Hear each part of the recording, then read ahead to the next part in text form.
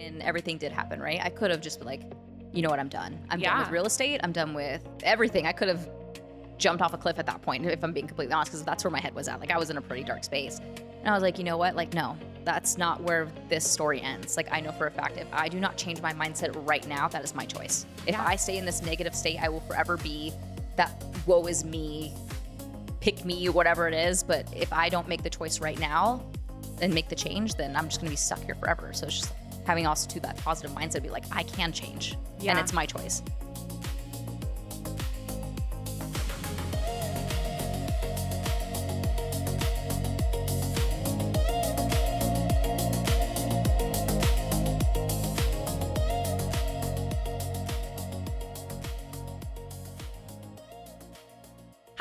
Welcome to another episode of Focus on the Good. I am your host, McKenna, and today I'm going to be interviewing the lovely Katie Chaffin. Thanks for joining me today. Happy to be here. Yes, I've known Katie literally my whole life. I actually met Katie when she was dating my brother back in middle school, forever ago. And she would always come around the house, and I was younger than my brother, so I just always looked up to you, and just you were a bright shining light in my life and always have been. I've always just looked at you as my bigger sister. And I knew immediately when I started the podcast that you were one of the first people that I wanted to interview, because you just have so much light and so much value to share. So I actually wanted to bring up a story. I don't know if you remember this, but when we were in high school, do you remember when I dropped out of high school? No. You don't remember? No, please tell me. This is even better. She doesn't even remember. Okay, so I dropped out of high school my junior year because my grandpa died. And I was dealing with a lot of stuff, and I was like, I'm just gonna get my GED or whatever and try to go that route. And I did that for a while. I was pretty unsuccessful at it. I lacked the will and the drive to actually complete that. So I was at a party at Justin Torres's house. Oh my gosh, stop it. And it was that summer. So I'd been pursuing my GED for I think 3 or 4 months. And I was supposed to be going into my senior year of high school. And we're at this party, and we're chatting, and you're like, McKenna, you need to go back to school. And I'm like, okay, Katie, I'm trying to hang out right now. And you're like, McKenna, you're going to regret it for the rest of your life if you don't go back and you finish your senior year and you walk and you graduate with your class. You need to go back. Yeah. And I was just like, okay, I was you're my big sister. So I kind of just wrote you off, and we continued throughout the night. You're you're going to give me more crap or whatever. Yeah. I'm like, okay, Katie, I'm trying to hang out. So anyways, that stuck with me. And so much so that I went home and I cried and worked through my feelings. And I was like, I don't know if I'll actually, I had to be real with myself, right? Yeah. And I was like, I don't think I'm actually going to graduate if I pursue this GED route. I don't think I'm actually going to do it. And I think that it started to make me think about the bigger picture of I'm not probably going to graduate unless I go back and force myself. And I called my counselor at the time, and I was like, what do I need? What do I need to go back and finish out my senior year? And he was like, well, you got to take 7 classes each semester. You got to take a morning class, an early bird class, and an after school class. And you have to do X, Y, Z.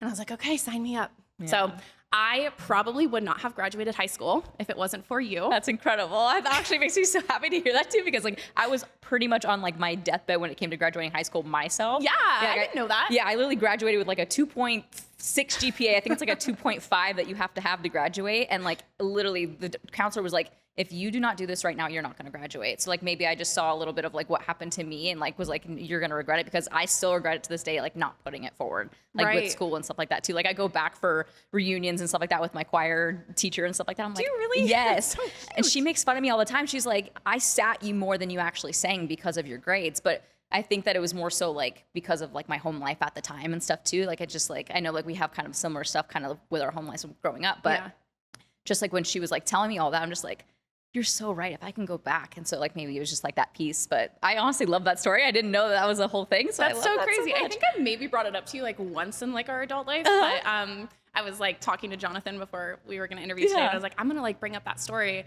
about how she's the reason I graduated high school. And I was I wonder if she remembers. I'll never forget it now. That's incredible. I love that so much. I know. So you really have just been a huge part of my life. Even something that, which is I'm going to say it's something small, but it's really something so large. That's something you said to me when I was a young teenager and kind of feeling really lost and not lacking drive and a reason to continue. You sparked something in me. And so that's incredible. Thanks I love that so much. Of course. Yeah. Always. So I wanted to kind of talk about what I know to be true about you. So when you graduated high school and you were in like a young adult, you started to pursue real estate. Yes. Yeah. So how old were you when you started? So I started actually when I had my license, I want to say I was like 2021, but I started before that. Of course, like I was in retail, which is where we learn like the whole grid of everything. Right. But yeah, it was probably like 2021 when everything actually like came into flourishing. I had my license, started picking up and stuff. Yeah. And you like pushed really hard on that. Like you know, as like a bystander kind of watching your life through social media, I remember thinking like, oh wow, she has like a lot of drive. Like you went straight into it and just like dove head first. So like, I want to know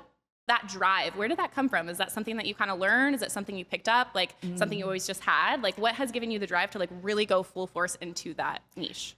I honestly want to say that maybe it was just like me wanting just to always do better. Like I was always kept wanting to like climb the ladder, I guess you can say. Like I've always started at the bottom and just kind of worked my way up. And I just think that maybe it came from, I don't know, just it might even be like some sort of like insecurity, I guess you can say, like having it where if I wasn't able to do things a certain way, like I wasn't like good enough. So I was like, let me always be like the next best thing to like just keep going and going and going. So it has like how you said, like the ups and downs of everything. Like it was pretty much like I just wanted to like be the best that I could be just to like prove that I was good enough to a certain extent. Yeah. Yeah. Is that something that you still struggle with? I think so. Yeah. I think I've dialed back a little bit now that I'm a mom and like I don't necessarily care what people think, because I think a lot of the drive too came from, I think, people pleasing too, wanting to be like the shine, my ego. I had a huge ego too, like coming up on everything. So I think it's dialed down a lot, but it's still a little bit in me for sure. Like I want to just be like the best and just be able to show Milo that you could take on anything at any time. Yeah. Something that you had mentioned to me before we started the podcast was about like perfectionism. Yes. Yeah. Is that something that you still struggle with as well? I definitely still struggle with that. Like, and it's just trying to make sure that I give myself grace with a lot of it. But I have gotten to the point sometimes where I just doubt myself so much that I'm like, I'm going to quit. Like, I literally have to have it absolutely perfect. But I think the biggest thing is done is better than perfect. Yes. Like, progress is better than perfection. So it's just like making sure that you remind yourself of that. Otherwise, honestly, you'll just self-sabotage until the end of time. Because I think that's what a lot of it was too. Like I did it so much that I would almost procrastinate at sometimes too, just self-sabotage thinking I couldn't do it. Yeah.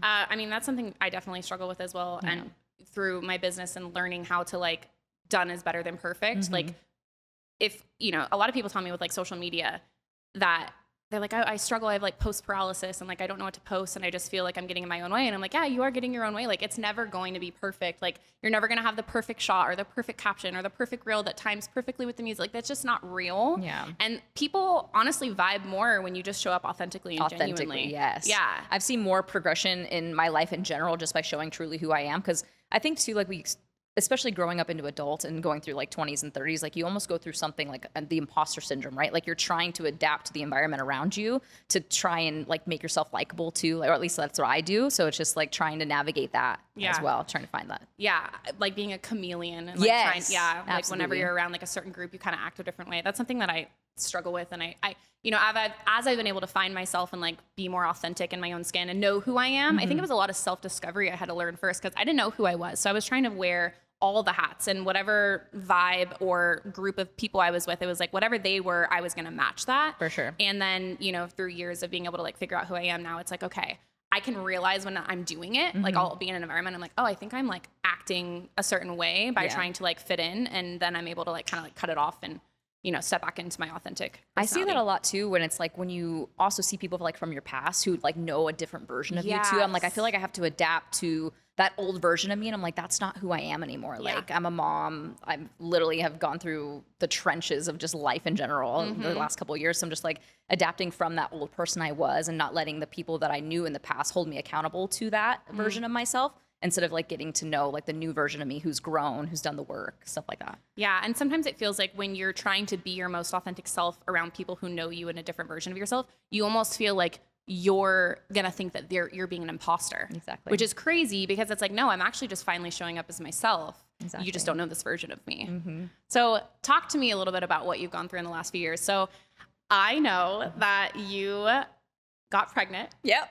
With your beautiful son. Yeah, thank you. And you had some experiences happen. So talk to me a little bit first about your pregnancy. What was that experience like because you were really super hardcore into the real estate. You had your own team. Yeah, honestly, when I was 9 months pregnant, I literally closed 4 deals, I think like a week before I delivered. Oh my gosh, that's crazy. Yeah, so it was just like popping off. I did have the real estate team, and it was honestly amazing. I actually had a business partner, and we had about 25 agents at the time. Wow. And then we decided to split off as time went on, and I actually had an all-women team. I had about 8 women on my team, and honestly, it thrived for as long as possible. But I think after time, I realized that this path wasn't for me, and like I had to sit the girls down and be like, hey, like it's time for me to find a different way. But I honestly think that happened because everything that the universe was telling me that was coming. Because then right after that, I ended up going for presidency of Women's Council of Realtors Las Vegas. Shout out to them if they're shout out. But I ended up going for a presidency because I had to step down from my position that year because I got sick. But when I lost it, I was devastated. I was like, I don't know where, because it was a big part of my life. I was like, I don't know what direction I'm going to take now. I don't know if this is it for me. Like, do I quit real estate? Like, it was just like a lot of things happen at once. And it honestly, like, I left that parking lot after I lost, and I just was bawling. I'm just like, I can't believe this actually happened. But then after finding out I got pregnant, and then everything else that happened after, it was just like the universe was telling me that I needed to step back. And I think that was a big crush too, like how you said, like I was like the perfectionism of everything and climbing the ladder. When I finally got to the top, it was like, I think the universe wanted to knock me down a little bit because all this stuff, like there was like, you need to slow down. You're going too fast is how I felt. The universe was kind of putting it. Yeah, I can relate to that in a lot of ways. Like just feeling like you're pushing so hard. Because, you know, I got pregnant when I was in the height of my... So true, with baby Aria. Yes, and that year, 2023, like, rocked me and shaked me to my core, but there was so many lessons that I learned of how to continue business in the future with, like, keeping my priorities in line and my boundaries in line. Yes, boundaries are so important. And that's a big thing, too, especially because you're kind of, like, in the same business as me, dealing with customers and stuff like that, clients. Right. It's sometimes they don't know the boundary when it comes to like hours or asking certain questions, and like it's absolutely great that they do ask those questions and the time frames and stuff, but there's times where it's like they don't give us grace, and it just could really like beat you down a little bit. You're just like, I'm doing everything I can for you, but I can't give so much if my cup's not even full. Like I can't give you everything if I can't even give myself something. So was the journey for you when you were able to step back, and obviously we'll dive into a little bit about what happened, but I'm curious, like, when did you learn, and what was the process of you figuring out how to put yourself first? It's honestly just, it's still kind of a learning curve for me now. Like it's like, you always want to put like, even to like your significant other, if I can even speak, in front of yourself. You want to put like your kids in front of yourself, your work in front of yourself. And it's just like, there's a time where you just like hit rock bottom, and you're just like, if I don't do things for myself, give myself grace, spend time with myself, self-reflect, like you literally will crash and burn. Like it, and then you're self-doubting yourself and just like hurting yourself internally too. Cause I mean, I've had some pretty negative thoughts through this whole entire process, and it's just, sometimes you just have to learn to navigate that too, and like ask for help. And I think that's a big thing for me, is I never asked for help before. And now that I'm able to be like, hey, like I need help with this, or I need a little suggestion with this. And now it's like, I feel like more balanced because I'm not putting everything on myself too. Yeah, learning how to delegate and learning that like it's actually a strength to be able to ask for help, and that you're not supposed to handle it all on your own. Yeah, you're not weak. Yeah, that's the biggest thing. Is like I always thought that I was like weak for asking for help, and it's like, why did I have to feel that I need to be so strong for who? Right. So it's just like ultimately I'm who's left with myself at the end of the day. Yeah, and you want to feel comfortable in your own skin and know who you are, and make sure that we're pouring into our significant other and our kids and our business and our clients from a full cup. And that means that we have to prioritize our relationship with ourselves, how we feel in our own body, what we're putting in our body, how we're consuming things, like even as far as like, what are we watching on social media? Like what shows are we watching? Like everything that we are taking in is a reflection of like who we are on the inside. And so getting those, you know, goals and that lifestyle in alignment with like who you want to be. So working out has been a huge thing for you, right? It has, yes. It's been fantastic for my mental health all the way around, and physical health, of course. But I was getting to the point where certain things were happening. My anxiety was just like through the roof. And like after I had the baby, I was actually diagnosed with postpartum depression and like high functioning anxiety, where like the doctor was like, hey, like we're going to put you on medication because it's gotten to the extreme. And I was like, to be honest, like I feel like there's another avenue before I hit medication. So I was like, let me lock in on working out. Let me focus on that. And when I tell you, like, it's not a good day when I don't work out, just because like I need that release. I need that movement. I never thought I was going to be that person to ever like lock in and work out. And it's been the most beneficial thing that I could have done for myself. Yeah, it's same. I mean, that's kind of similar to my story. I got diagnosed with postpartum depression too, and they like offered me, you know, some medicine. And all the candy in the world you don't need. Yeah, and I was like, you know what? I think I'm gonna. It was really when things started to shift for me, and it's actually a week later I went and bought a camera. So I love that so much. Yeah, so that's kind of similar. Yeah. So when you had your baby and sweet Milo was born, you started to feel a little off, and maybe you were going through a little postpartum depression or some stuff was going on. But talk to me a little bit about the journey after you had Milo. What happened? Yeah, a lot happened. So actually, right after, it was probably like a month after, I was eating oatmeal balls, and all of a sudden, like I felt like my lung was gonna collapse. Like I literally thought I could not breathe. Like, and I was like, and I have a pretty high pain tolerance all the way around. And I was like, babe, I was talking to Rodrigo, and I was like, I feel like I need to go to the hospital. He's like, if you need to go, go. And I was like, okay, well, you stay with Milo, because of course he was only a couple months old. And I was like, I'll literally drive myself to the hospital. I literally was swerving because I literally could barely even drive. I should have taken an ambulance. I really should have, but I was just in so much pain. I get there and I look like a trash can when I get there, right? So like they thought I was maybe on drugs or whatever, because I was sitting there just like rocking my body. Oh my God, it came out of nowhere like Came that? out of nowhere. And I think it was literally from the fat from the peanut butter or the almond butter that was just in those oat balls. It triggered my gallbladder. So when that happened, they ended up throwing me in like some coat closet in the back of the hospital, not doing anything. They're like sticking me with 8 different times with an IV. They can't even get the IV in. And then they go and send me in for a scan. Another doctor comes in and he has like this big white coat on or whatever.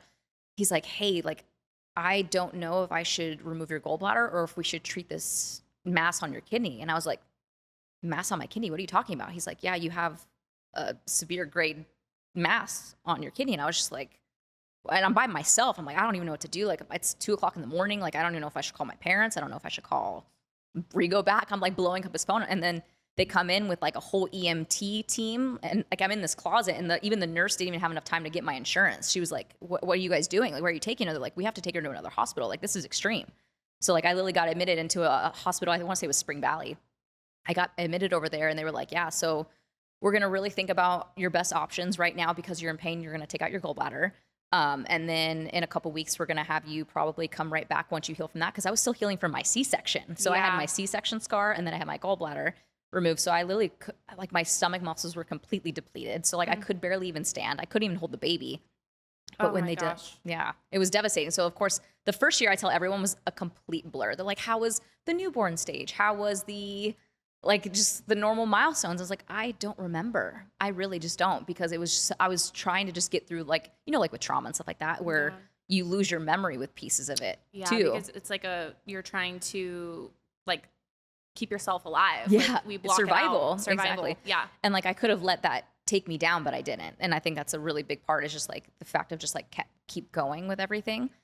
So then a couple months later, of course, that's like sitting so heavy on me, like, because they waited from, I want to say it was June all the way until September to physically remove half my kidney. So when they did that whole time, it's like the people around you too don't even realize like the toll that it takes on you. And like, I know I showed you quotes and stuff like that too, but my favorite quote is, when you're strong, act weak. When you're weak, act strong. At my weakest point, I had to act strong, because even too, like, my mom already thought I was in the ground. Like, and it was just like the saddest thing to see her face, see her crying. She's like pretty much thinking I'm dead already. And like, to look at your own mom and be like, I'm not gone yet, but there's a chance that I could be. So you didn't mention, like, you were diagnosed with stage 1 renal carcinoma. Right. Yeah. So a form of cancer. Yeah. So they knew after they took the gallbladder out and that they had the mass. So they actually couldn't even tell me what the actual cancer was. But they knew it was cancer. They knew it was cancer. So cancer. you were struggling for like 6 months with a brand new baby. Yeah. Waiting for this mass to be taken out of you, knowing that you had cancer. Yeah. So it was like just the mental toll it took, like not knowing what type of cancer it was. Has it spread? Where is it gone? Like, it was just pretty much like a limbo period, and just like such a blur of where everything went. So they couldn't even diagnose it until it came out. So I was grateful that it was best case scenario. They were able to remove it completely. But if they removed it and then like my margins weren't clear, then that's when I would have to go through chemo and go through radiation. So my doctors were fantastic. Dr. Lasani, he was phenomenal. But he was like, you literally could, like, if you did not get pregnant and you did not have Milo, you might not be here. Like, he literally saved my life. And I'll say that, like, he's literally like my most precious thing in the entire world, because he truly saved me in more ways than one. He made me, like, even too, like with drinking and stuff like that too. I was never like, of course, like toxic with it. I had like my toxic moments, of course. Yeah. And I take full accountability for that. But it was such a hindrance in my life where it wasn't benefiting me at all. I would literally get those like drunken slew in the morning. Like, what did I do? What did I say? What did I regret? Like all those things. I was like, enough's enough. And like Milo was the fighting force. Like I was like, I have to be better for him. I have to be better for my family. I have to be better for everybody around me. So it was just like that. It was a huge life-changing experience. So how you say 23 rocked you, 23 rocked me. I know, it was the same year, wasn't same year, it? yeah, it was. Yeah, so Katie was my first ever photo shoot client. Yeah. Well, technically not my client. I was like, model for me, please. But it was like shortly after that, right? Because you weren't pregnant yet. No. So we did our first photo shoot, and then you got pregnant, like what? Like right after? Because remember you texted me, you're like, I'm pregnant. Yep. We need to set up announcement It was photos. shortly after, for sure. We actually, funny enough, it was my birthday 2022. I know the exact date, which I shouldn't know, but I do know it was the exact day. For that, that was literally the day we conceived. Oh, perfect. We love that. We love that for you.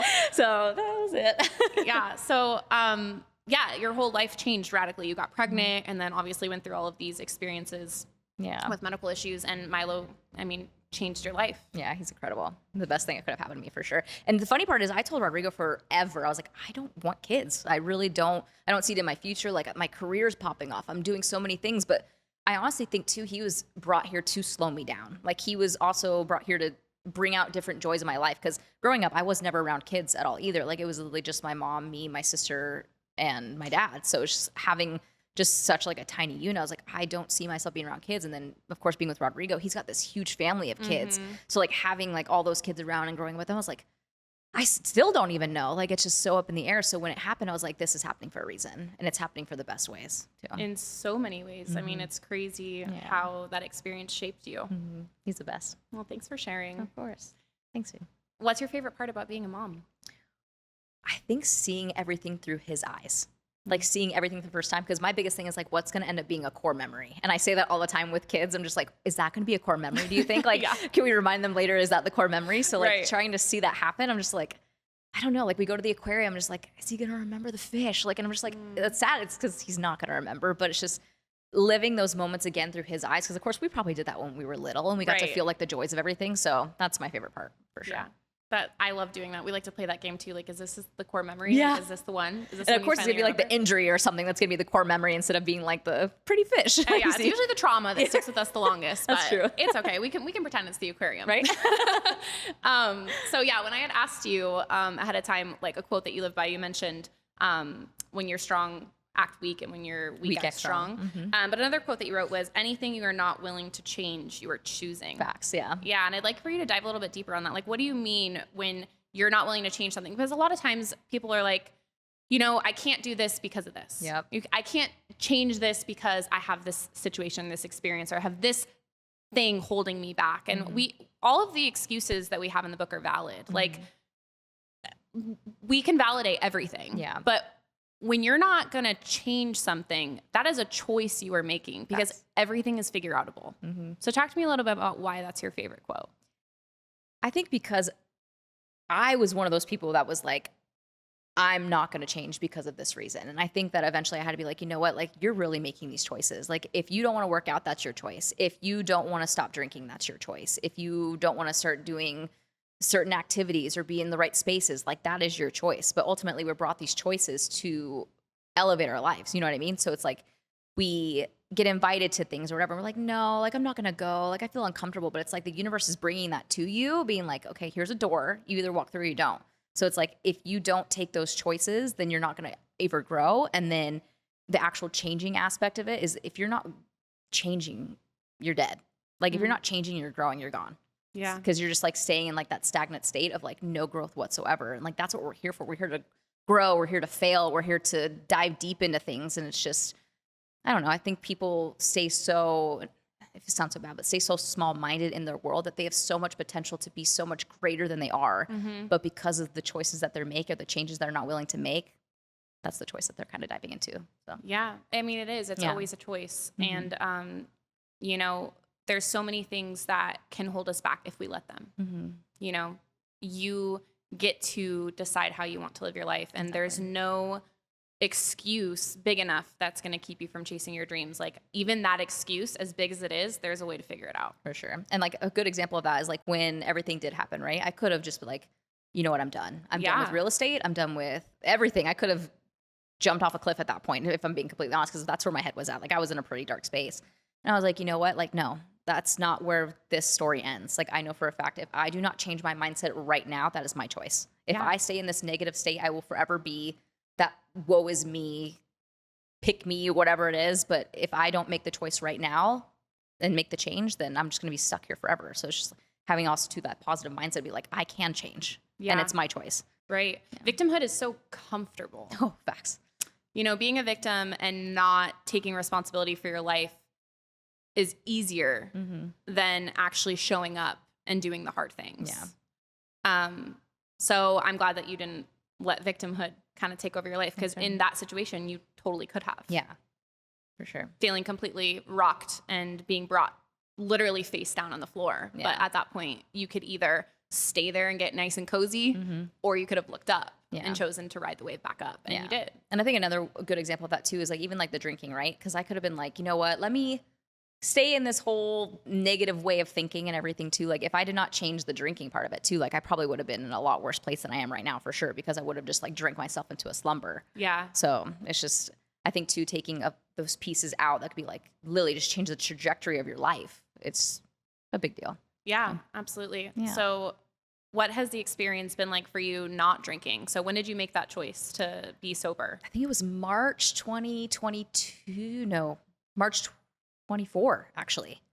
Last year? Yeah, last year. Okay. So I think, is that right? That's not right. It's been a little over a year. I think I'm coming up on 2 years right now in March. Yeah. So I can't get the years right. Anywho. Right. But yeah, so I made that choice, and it literally was just like one day I was like, yeah, I can't do this anymore. Like I was making like really, not even bad decisions. I was just like not taking accountability for the actions I was doing when I was drinking, which often happens too. So I was just. That's easy to do. Yeah. So I'm like, what do you mean I did that? And so it's seeing that and being like, you know what, like I'm going to take accountability and be like, you know what, this isn't a good thing for me. It's not good for the people around me. So I'm just not going to do it anymore. Yeah, so absolutely. That was a big change choice for sure. Yeah. I mean, it's a whole lifestyle shift and it affects like your whole health. And so that you've had like this, you know, you were diagnosed with cancer and you were in postpartum depression and then you were able to pick yourself back up and really focus on your health. And, you know, quitting drinking was a decision that you felt like helped empower you to do those things. So in what other ways? I know working out, like you what are you doing with your diet? Like, cause you've had like a major transformation. For sure. You look seriously insane. Thanks, Queen. What are you doing? Tell me. So mainly whole foods is the biggest thing for me. I don't eat pretty much anything processed at all anymore. So it's got to have ingredients that I can understand on the back completely, or it's got to be literally from the ground. It can't be like any kind of like processed meats and stuff, because that of course takes a huge toll, especially with having cancer and stuff. I took it head on. I was like, you know what? Like I'm going to change my whole diet, because ultimately I want to be around for Milo. Yeah. So I was like, I want to get my health in check. I want to get my diet in check, and then eventually teach him that this is a normal lifestyle, because growing up, I didn't have that. It was like we ate like, what is it? White bread with like the worst butter you possibly could, and like hamburger helper and all those things like that. Yeah. So it's like all those things are so processed. I'm like, I don't want to have Milo grow up with like that, especially because now we don't know where this cancer came from. We don't have a history of it in our family. So I'm like, is it from the food? So if it is from the food, or if it is genetics, I want Milo to at least have the best outcome possible. Yeah. And then we're just teaching him how to live a healthy lifestyle and make like wise choices. I feel like as like there's more information and we have access to the internet and we kind of understand a little bit more about like our health and, you know, what processing of foods actually looks like. Yeah. I think a lot of people are trying to like make better choices and, you know, eat more whole foods and like, you know, maybe lean more towards organics, because I mean, if you actually look at the data, it's pretty insane what they do to our food. Yeah. And honestly, like just even going to the grocery store sometimes, I'm like, I literally ate this all the time. I look at the back and it has 50 ingredients I don't even understand. It's got every gum underneath the sun. I'm like, I can't believe I was eating this regularly. Like this is like putting in my body. So like, could that have been the cause? I don't know, but it's just like, I'm not taking that chance for sure. Yeah. And so, I mean, obviously these are things that you weren't taught.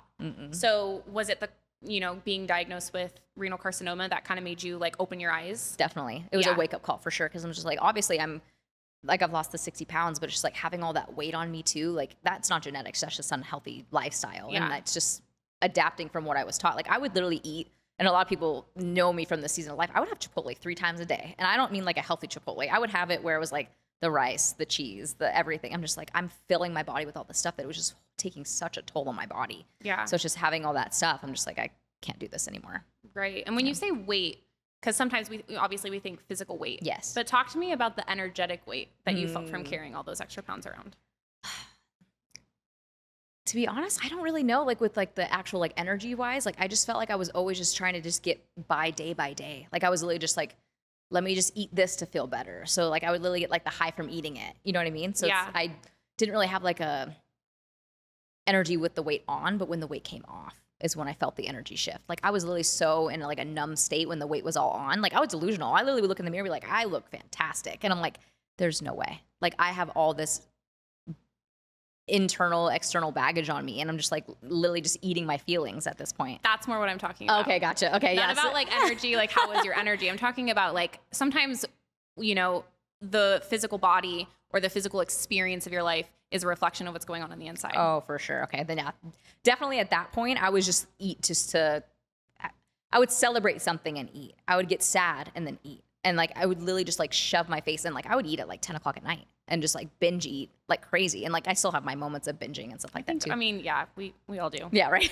Right. Like I find like healthier ways to do it now, but it would be the point where I would just like feel so sick at the end. I'm like, I can't believe I just did that to myself. And just like that, I guess you can say like that energy of just like having that be like that self-sabotage, like knowing it's not right for me, but continuing to do it because in the moment it feels good. Like almost like that instant gratification of just like, it makes me feel better now, but ultimately it led me to have all these different health concerns. So it's just, I guess alleviating that was like a big part.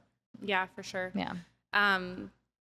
Yeah, I wanted to talk a little bit about showing up on socials because I know that you are absolutely amazing and you have been super consistent and you show your authentic self and you're super genuine and you like, I mean, your business thrives and you push really hard on social. So yeah. I wanted to talk about what that looks like for you of staying consistent, stop worrying about what other people think and just post it. Yep. Progress over perfection. And how are you able to be so successful on social media? I think the biggest thing is not getting in your own way because I see it where people are like, I only got 300 views. I only got 400 views. I'm like, imagine standing in a room with 300 people. I love that one. I love when people say that. Yeah. So like when you have all these people, it's like, imagine talking to that many people. Like you barely get in a room with 10 people. You know what I mean? So it's like, even if it's 300 views, it's still 300 views that you're touching. And even if you impacted one person out of those 300 views, that's still an impact. So just making sure like I keep that mindset and being like the vulnerable self. Like sometimes I really dive deep into that side of things just because people are going through the same things I'm going through and we don't have to hold it all in at the same time. So like, as long as I'm like making sure like I'm front face with that and like truthfully sticking with the authentic side of that. Cause I have times too where I've archived posts or like I've deleted posts cause I'm just like, that didn't feel right. That didn't feel like me. It's not going to do well. And I'm like, why am I thinking like that when I could literally just like post and be like, you know what? Like that's who I am. That's what I want to post. So right. And just getting out of your own way. Yes. So that's the biggest thing is getting out of your own way. Yeah. I think that social media is such an interesting thing because a lot of people, especially when you're trying to show up like a business side of it, they're like, oh, it needs to be polished. It needs to be curated. It's like, you know, don't show too much of your personality or show too much of your personality. It's just like you hear so many mixed things. And I've found, at least in my business, and it sounds like with you too, is like showing up authentically and genuinely and being like who you are in everyday life on social media. Like that's how your clients are going to find you and resonate with you. Like I have people tell me all the time, I'm like, why'd you hire me? Where'd you find me? And they're like, honestly, I looked at your stuff and I just thought like, she's going to be a cool person to hang out with all day. Yeah, because your vibe's like, incredible on there. I literally watch it, just like sharing it, liking it all the time. I love your stuff. You do share all my stuff. I love you.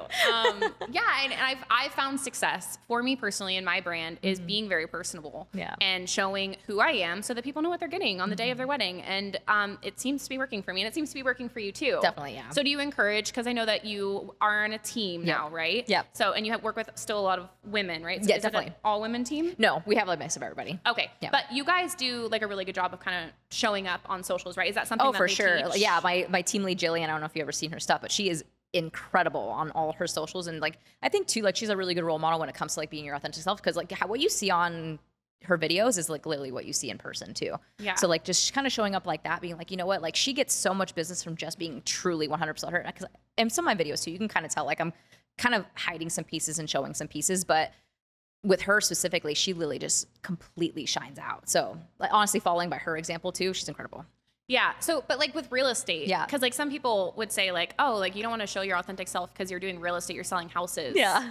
But like, what do you think about like selling yourself as a part of your business, even though it's like you're selling houses? Like selling yourself, and not in the ways of like you're selling yourself, but more like you're showing people who you're working with and that why they would want to choose you, because there's a million real estate agents out there. So like being yourself, even though like it's not necessarily a personal brand, it's real estate. But you being able to put your best self forward and be yourself in front of all of these potential clients. Do you think that like brings more traffic your way? Like, do people ever tell you like, oh, I just really like vibe with your personality? All the time. Like, and I hate it where people are like, I literally found your video and I just loved your stuff. So like, that's why we're talking and stuff. Or I have people like from like the past who are just like, hey, like, I honestly would probably never even know you still existed, but now that you're posting stuff and you're still you, like, I would love to work with you. So I do have that a lot too. Yeah, that's awesome. I always try to encourage people to just like get out of your own way. Just post it. Exactly. Stop overthinking. Just get it up there. Because honestly, like going back to like the whole like progress and perfection, like literally just get it out there. Ultimately, my biggest thing too is everyone's going to judge you. No matter if you post the content or don't post the content, like it does not matter. You're going to get judged no matter what. So why not just post because that's what you want to do? Who cares what people think at that point? Because I think we also get a lot of our heads too of caring too much what people think. Oh, I mean, 100%. Yeah. I think that that's something, especially women, that we like all deal with. For sure.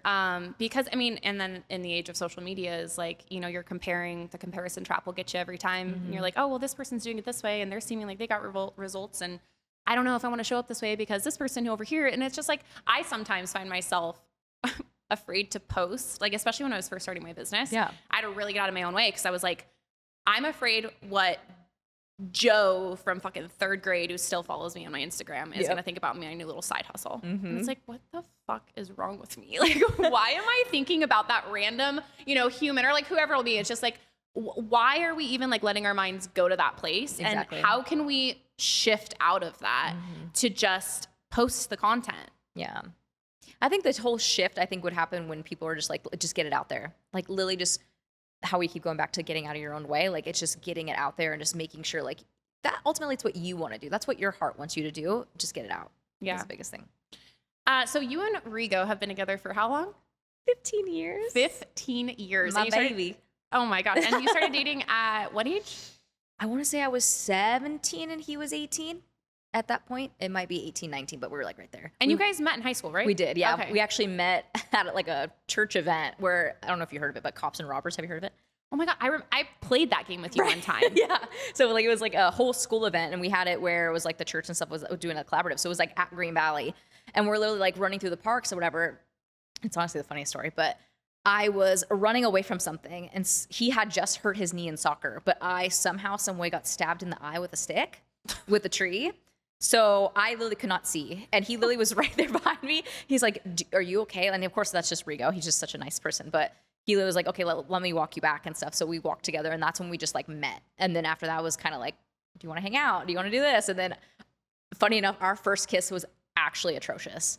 Like it was the worst thing that could have ever possibly happened. Like I literally texted him. I was like, why didn't we hook up?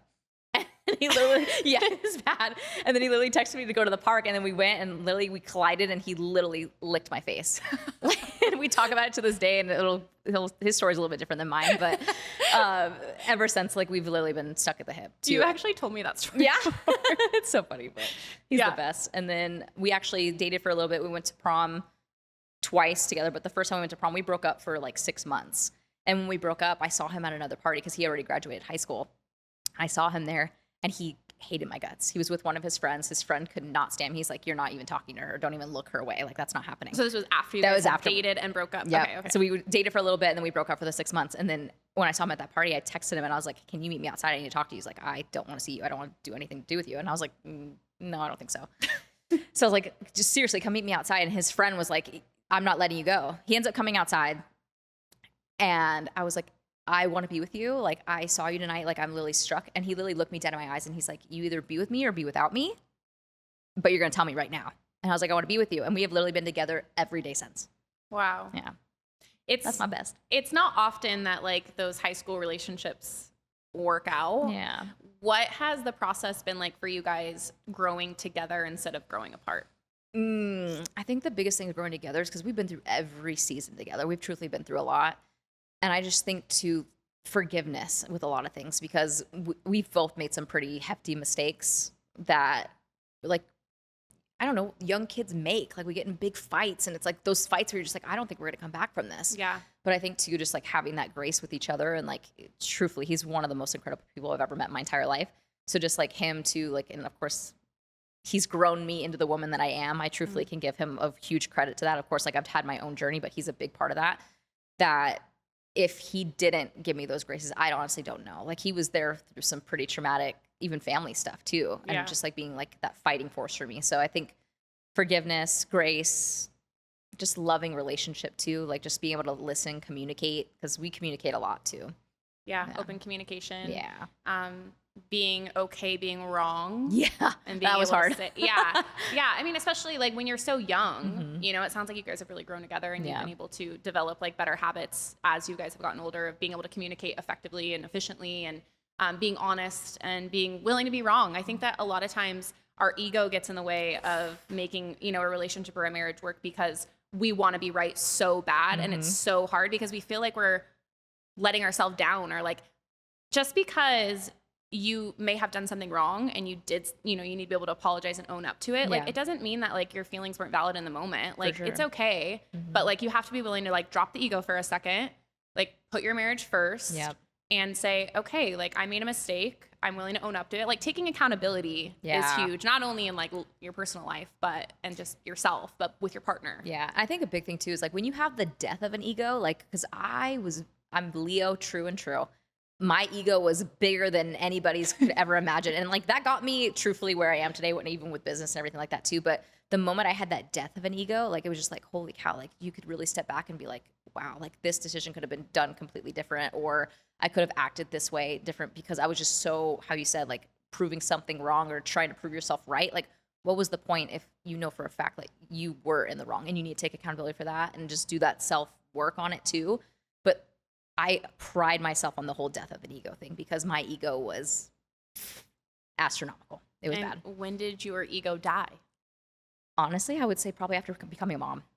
Like I was like the actual final death of it. Like I started to see a little bit of it when I lost the presidency and stuff like that too. Cause I always thought I was the best. Like I mean, that's a good, healthy habit. For sure. There's healthy like ego. Like there's good ways that it can like empower you to be like the best version of yourself and like chase after your dreams and like go after your goals. Like there's healthy ego for sure. But like sometimes there's a fine line. And it can get toxic real fast. And I was getting on like that line of toxic. And I literally was stuck in that for probably the most of my 20s.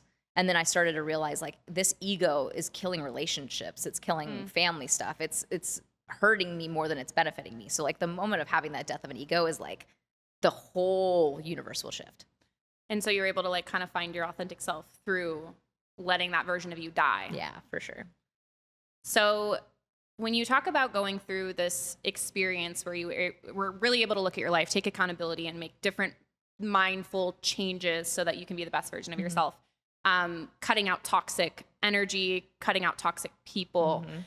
Sometimes that's really hard to do. For sure. For a lot of people, you know, that's one of those big excuses that we have is like, oh, well, if I do this or if I make this change, I'm going to lose this relationship. Yeah.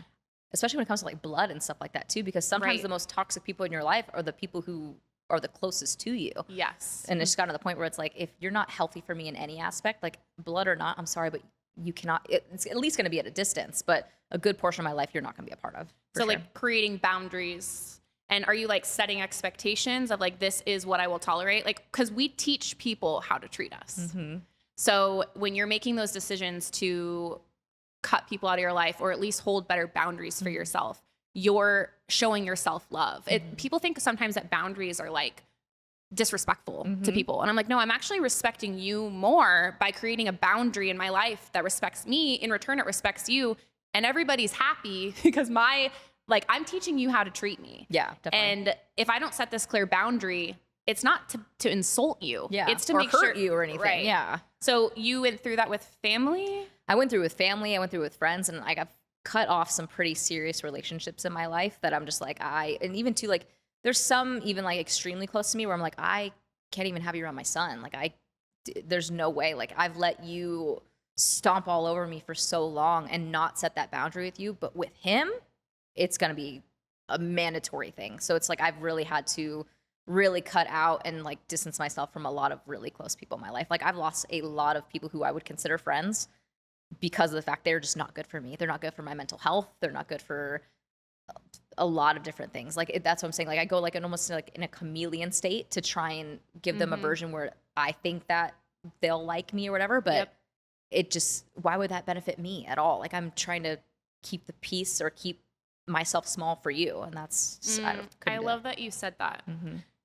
How often did you keep yourself small in relationships with people? Oh, for sure. I would dim my light all day long. Just like, I don't know. I would shrink myself to make people feel more comfortable. Like, and I think a good example of this is with women too. Like, be like, I'm not going to wear something because this person's not going to dress a certain way. Like that's like a very, very small scale. Like I'll be like, I want to go full glam. No, that's a great example though. Because I think a lot of women, it's like, how often are like our friend, what are you wearing? Like, you know, you're about to go to lunch. What are you wearing? You're dressing up, you're dressing down. And it's like, just do what you want to do. Like, you know, and not to say that, like, I mean, it's totally okay. Like, of course, and ask, you know, like we all like, if we're going to all glam up, let's all glam up together. But it's like, having the authenticity and the power in who you are to like, you don't actually have to ask your girlfriend who you're going to lunch with what they're wearing, because like you're going to wear whatever you want and feel comfortable and confident in your own skin. So it's like such a small example, but like you stepping into your power is not having to have that question anymore. Exactly. And like too, and like a big time in the real estate world too, like we dress up, we dress down, stuff like that. I would walk into rooms and be like, why are you dressed like that? Like, why are you dressed up? And it's just like, they were even trying to dim my own light. And it's like,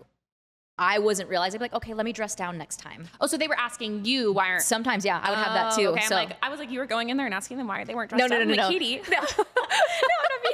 No, but I would literally, like, let's just say I was wearing like high heels, and technically let's say I was wearing this, they'd be like, why are you so dressed up? And like, I would literally go next time in like jeans or a big t-shirt. Like it would just be something so small. You're dimming your light exactly to make other people feel comfortable. Exactly. And like people pleasing me, like, let me just shrink myself a little bit more just to make you feel more comfortable. And I just got to the point where I was like, yeah, that's not happening anymore. So. Right. And especially in business, I feel like you want to dress how you like the people you want to attract and the clients that you want to have. So if like you're trying to, you know, attract a luxury client or like have a luxury brand, like you want to represent yourself as such. That's something that I think I struggle with a little bit, because like, you know, behind the camera, I'm like, I'm not the one being photographed. So it's like, I'll show up in like jeans and a t-shirt and no makeup. Yeah. Most of the time. And you're stunning. But, you know, and like for weddings and like elopements, there's like, you know, there's a thing in my industry where it's like, if you're shooting a wedding, the photographer should be wearing vendor black. It's like a thing. Like everyone should be wearing vendor black. And I like can understand that to a degree, especially for like those really high-end luxury weddings. Yeah. But I just don't vibe with it. And it's not a part of my brand. So it's like, even when I show up to a really nice wedding that's like planned by a planner, and it's like, maybe they're telling everybody to wear vendor black, I'm like, you know what? Like my client actually like found me. They vibe with my stuff. They vibe with my personality. Like I'm going to wear something that shows my true colors, who I really am. I'm gonna look professional. I'm not saying like, you know, look like shit, but I am saying like, you can show up authentically and still attract, you know, those people. You're gonna attract the right people, right? Because you're showing up as your authentic self is the biggest thing. Because I think too, like when we switch to that side, you're like not even attracting the people that you want around you. And so that's a good thing.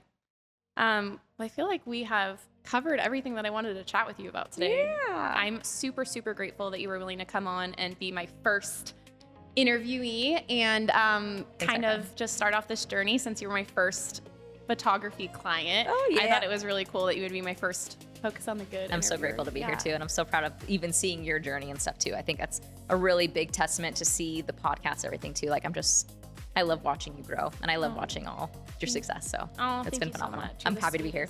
I know we've just been cheering each other on for years. Love it. It's crazy. We've and I'll continue to cheer you on. Well, yeah, thank you for joining and tuning into another episode of Focus on the Good. Again, Katie Chaffin, you can find her on Instagram, Real Estate with Katie, and in the show notes, I'm going to have my husband over there. He's going to make sure that all of that's detailed out. And you can find her, follow along. She's seriously such a bright light on Instagram and social media in general. She shows up and she shows her authentic self, and she just absolutely kills it in her industry. So follow along, and we'll be chatting with you guys soon. Thanks for coming to Focus on the Good.